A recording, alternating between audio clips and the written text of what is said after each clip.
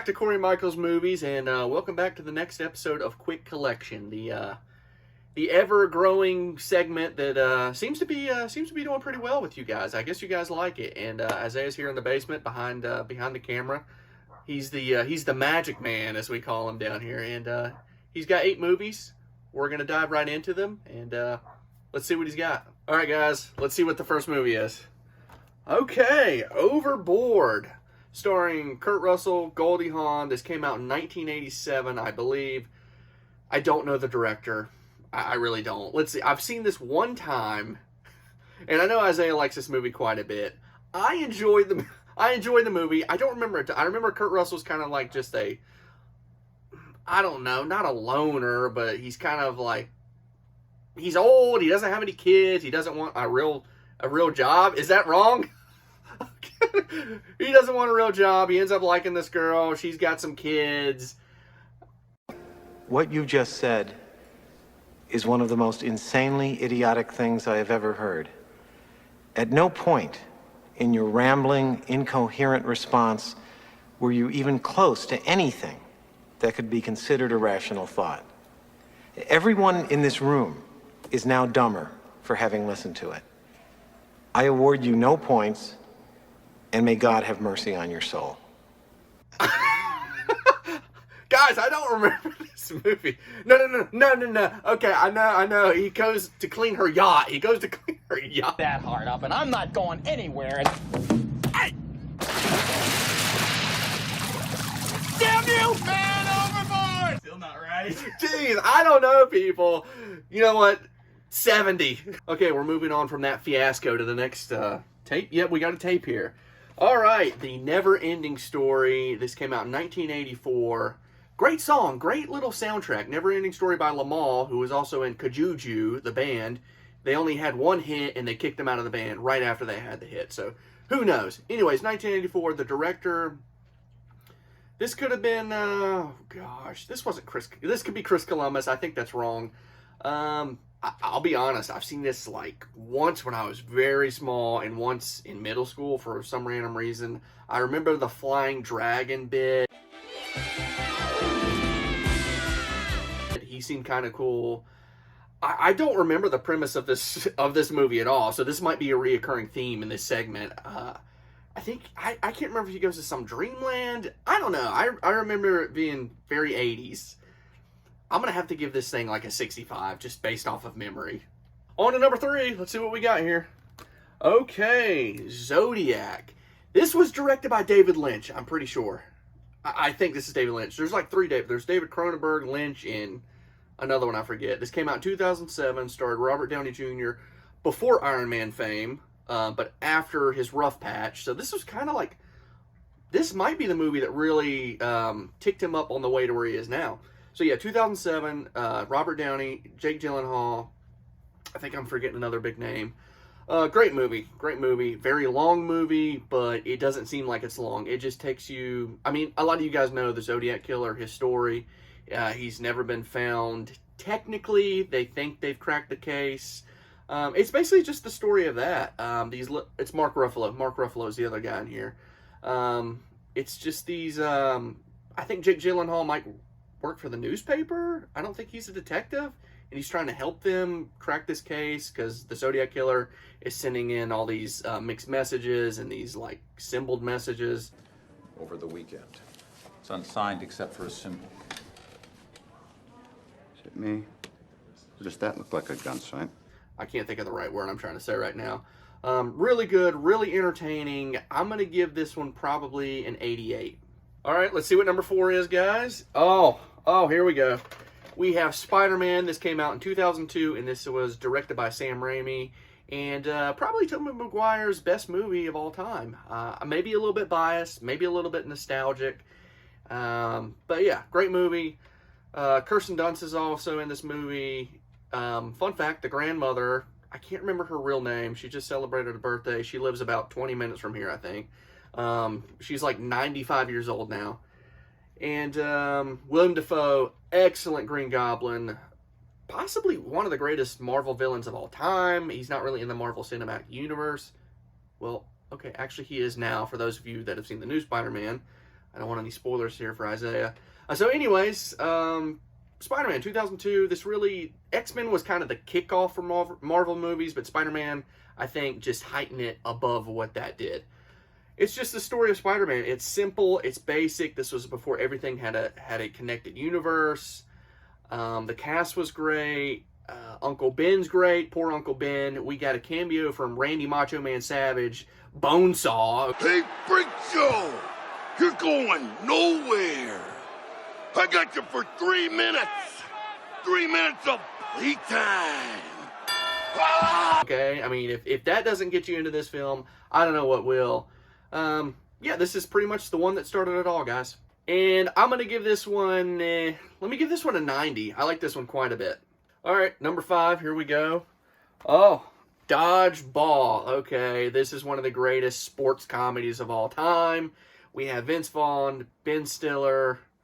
I think there might be another fairly big name that I'm forgetting. I'm not sure. This came out in 2004. Directed by maybe Judd Apatow, but I don't think so. I can't think off the hand.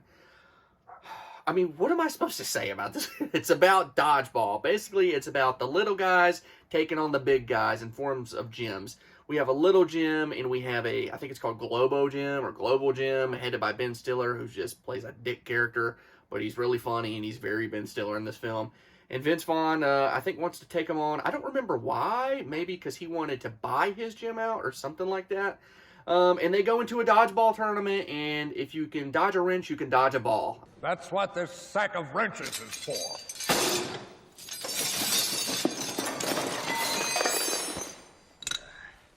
If you can dodge a wrench, you can dodge a ball. What? Okay, that's really all that needs to be said about this film. Fun time, short movie. I'll give this movie a 76. All right, let's see number 6, guys. Here we go.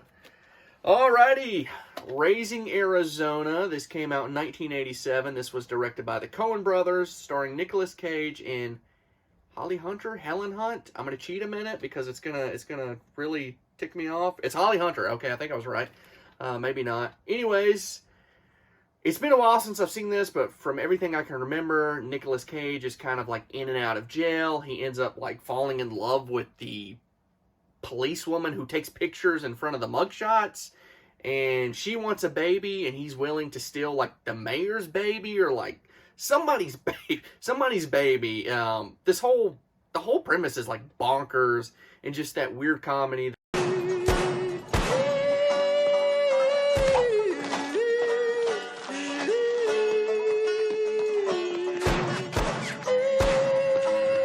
This is the same directors that directed Big Lebowski, so it's kind of got that same, like, not like super linear plot, but it just works somehow. It's a hard movie to explain, guys. It's one of those movies, it's like a bad car wreck, you can't look away. There's some really funny parts. The one part I remember is like John Goodman goes under, he's in prison, he has to get out of prison, I think he crossed through the mud tunnels, and like you see him in the rain and the mud. It's funnier than I'm explaining it to be. So yeah, I think I said 1987, Coen Brothers, and I'm gonna give this one, I'll give this one an 80. Alright guys, number 7, here we go. Jesus. Okay, we have Gravity. Fling! I don't know why I own this film, probably because I got it super cheap on Black Friday, and I'm just a sucker for Black Friday Blu-rays, or I used to be. It's got the slipcover, so lottie freaking da. Seabass, I hope you're not watching this, because if you are, you're about to be in tears. I didn't need to look. I looked at it, but I knew who was in it. Sandra Bullock, George Clooney. This might be a year stumper, people. This might be the first. This might be the first stumper. Gosh, and it's gonna bug me to no end. I want to say 17, but man, that seems like too new. I guess I'll go with 17. I mean, 17 was 5 years ago, people.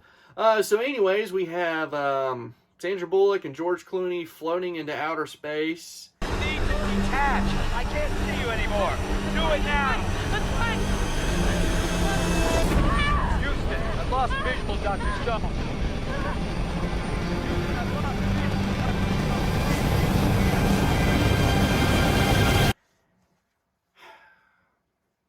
That's basically Can I end this segment? I've heard it was a great experience in theaters. If I saw it in theaters, maybe I would have really liked this. My mom really likes this movie, but she also really likes Sandra Bullock. She's fine. She's good in Speed. Directed by...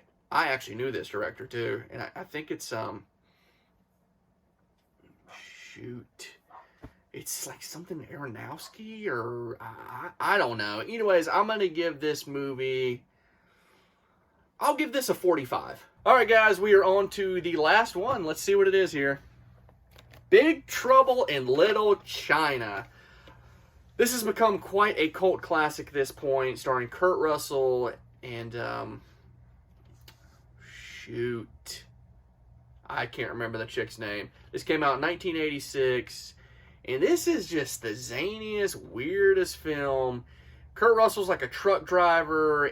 When some wild-eyed 8-foot-tall maniac grabs your neck, taps the back of your favorite head up against a barroom wall, and he looks you crooked in the eye, and he asks you if you've paid your dues.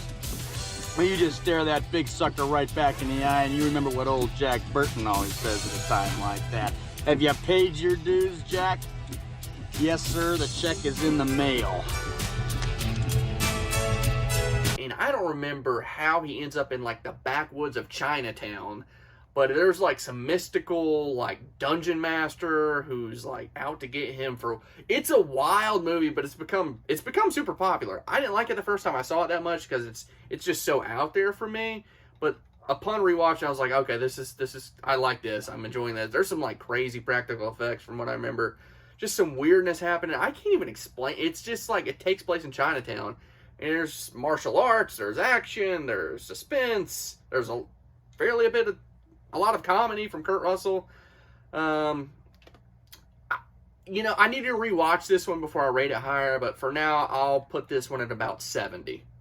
Well, that wraps up the most recent episode of Quick Collection, and I hope you guys are enjoying this because we're having fun doing this. This is probably one of the most fun segments we've done here on the channel. It's a mystery to you. It's a mystery to me. I have no idea what Isaiah's going to hand me, and that's what makes it fun. So, we're going to be pumping these out, hopefully weekly. That's what I'm going to try to do. He's got to kick me in the head to get me to do these videos, and he's got to be over here. So that's the thing. We got to line them up. But anyways, guys, hope you enjoyed the video. Make sure you sub, like, comment, and go catch a flick. Got a gnat in front of my face. We're going to clip that out.